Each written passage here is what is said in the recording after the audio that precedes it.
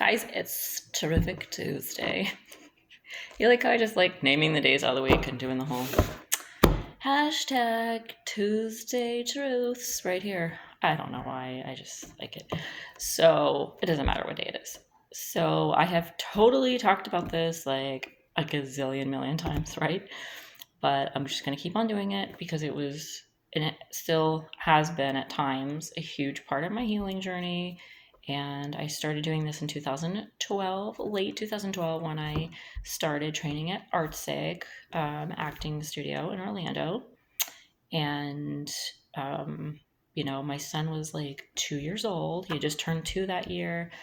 And I had already started going through a huge spiritual personal transformation because I was just having all sorts of attacks, like mentally, spiritually, just physical ups. And I was in my mid 20s at the time, heading to my late.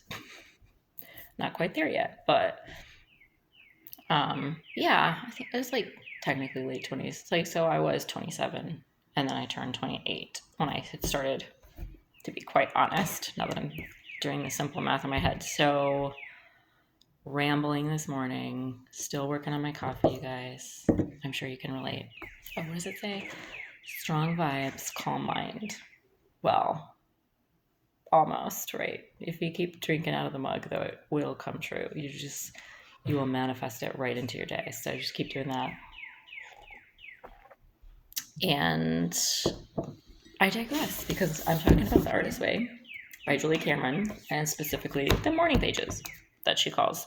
It's like the very first tool in the toolbox that she mentions.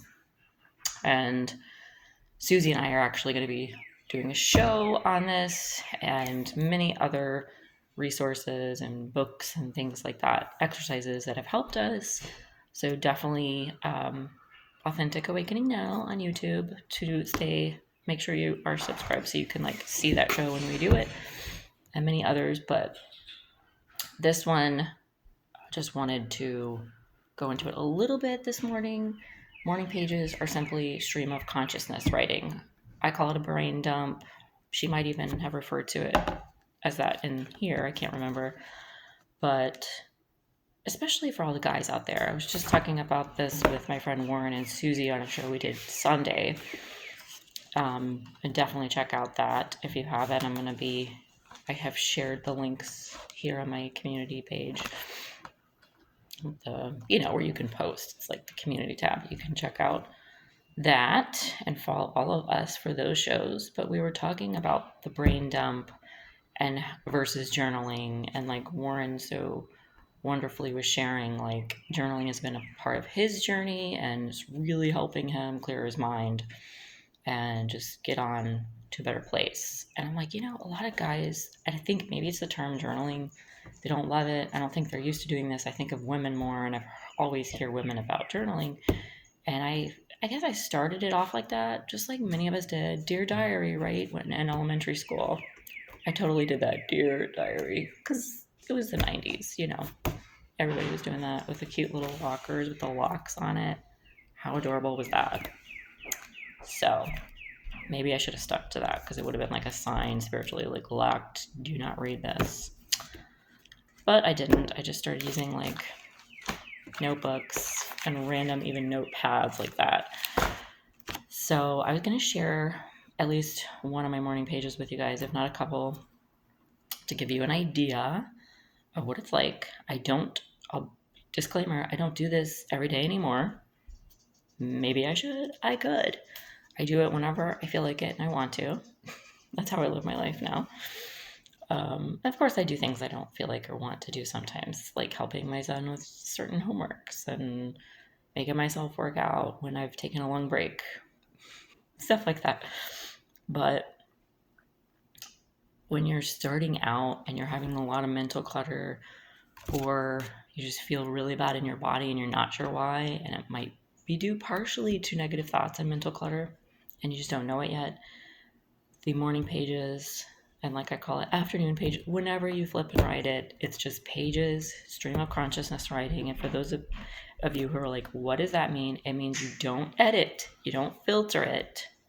So literally, if you're just writing stuff and it doesn't make sense, it's not even barely legible, and your brain needs to get it out, that's what you're doing. So sometimes when I've written something, I've been like, and read it later, because I've kept some of them, not all of them, I'm like, what was I saying here? Was I like totally wasted? No, it was in the morning. I was like, I would never drink in the morning, you guys, like for real. Unless it was like a brunch mimosa, like a special event. You know what I'm saying? It's just it wasn't my vice. It wasn't my thing. Like, you know, at night I would do a happy hour, have a drink. Man, this is a super ADHD post apparently, but I want to keep it real. I haven't edited any of my videos yet. Maybe I should. I just haven't wanted to. I've wanted it to be like a real life conversation like this and keep it authentic, keep it real. It's not for everybody, but for people who can relate, and maybe you're listening as you're just going about your day, you don't have to watch. That's why I do a lot of YouTube uh, material content. I listen to it and I'll like walk away from my phone, but I have earbuds in or my headphones. I'm like laying down or walking around, whatever I'm doing, unloading the dishwasher, listening to stuff, just to be better, to make myself better, to feel better. You know, it's not like a pride thing. It's like I want a better life. So just work on different areas until it keeps getting better, right? In different ways. And you make more mistakes. You learn from those and you do it again. But this is all over the place just to say, again, the morning pages. So, and now I've got the dog running back and forth because I kept the door open. So enjoy that. So there's 2 pivotal tools in creative recovery, as Julia writes under the basic tools in her book. And just so you guys know, I'm just introducing the very basic concepts, but I'm going to be including parts of her book and exercises even in my own programs. And like I have like this guide and this book and this course that I'm working on. But anything that I actually got from someone else, I totally cite and reference and let you know that it's not my idea. Like I got it from somewhere. And, you know, if I created something that just so happens by chance to like exist already, whatever, then I would never know that because I made it up. So just so y'all know, I'll keep it super real. If I know I got it from somewhere, I will tell you and integrate it in with my stuff.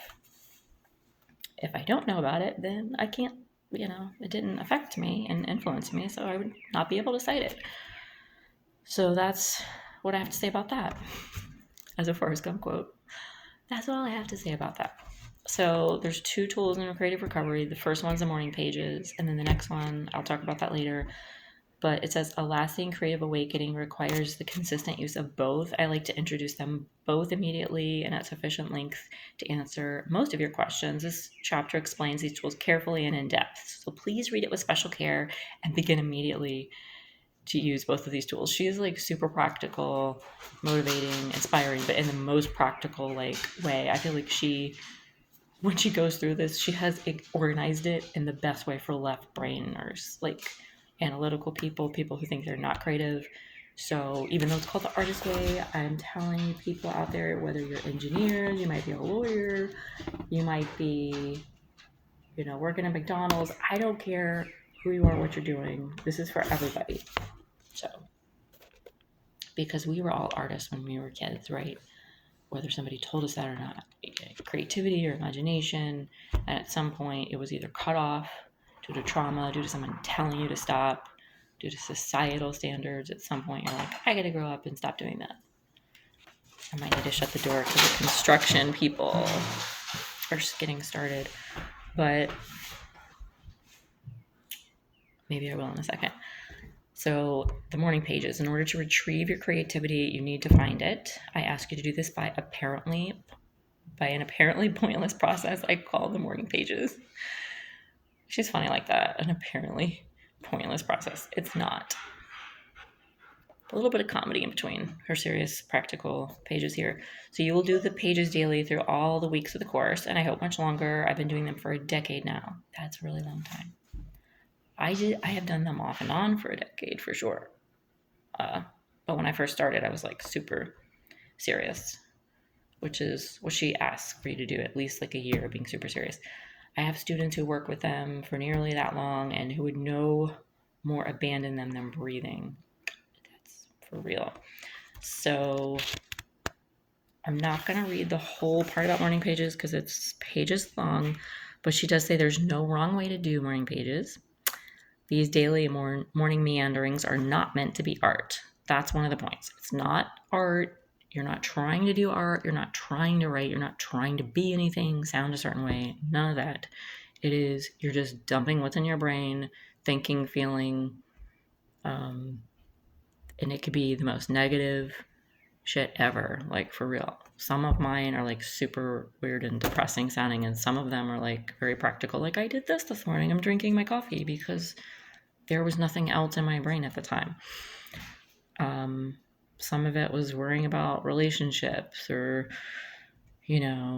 this person and that person and, that kind of stuff. So it's not meant to be art. It's not meant to be writing. There's nothing too petty, too silly, too stupid, or too weird to be included. It's not meant to sound smart. So if nobody gets it, it's like she even wrote a couple of her examples. Here's an example she included in here. October 2nd, 1991. I was doing Dear Diary in 1991. I don't know about you guys. She said, I'm up. I have a headache. I have taken aspirin. I feel a little better, although still shaky. I may have that flu after all. I'm getting to the bottom of a lot of unpacking and still no teapot from Laura, who I am sorely missing. What a heartbreak. She's so funny. Mine does not quite sound that way. And she has some quotes on the side. It says, a mind too active is not a mind at all. And the events in our lives happen in a sequence of time, but in their significance to ourselves, they find their own order, the continuous thread of revelation. She does warn in here that the inner censor, she calls it the censor, it's the inner critic. It's that negative, what we call critical parent. If you had a critical parent, just like making fun of you, making a joke, or being like, is it really that good? Probably not. That kind of stuff. And here we go with the aircrafts. We got the construction guys out here.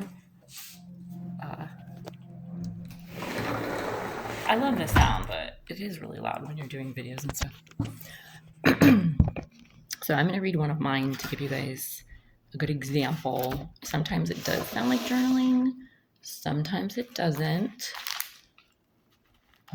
Here is one from 2015. It was December 1st, 2015, it says. Some of them are really short. She encourages you to do like 3 pages stream of consciousness writing, 1 to 3. Sometimes mine are like this. Not even a whole page, but like on a notepad. But I gave myself permission to stop when I felt like stopping. And that was part of the directions, right? To go with your feeling, but also she asks you to push through. But when your brain empties, when it dumps everything and it's done, it's just done sometimes, which is part of the goal. So you can go about your day and have a more clear mind, clear body to function the way that you need it to. So I wrote, I needed this today. Arrived at ArtSake.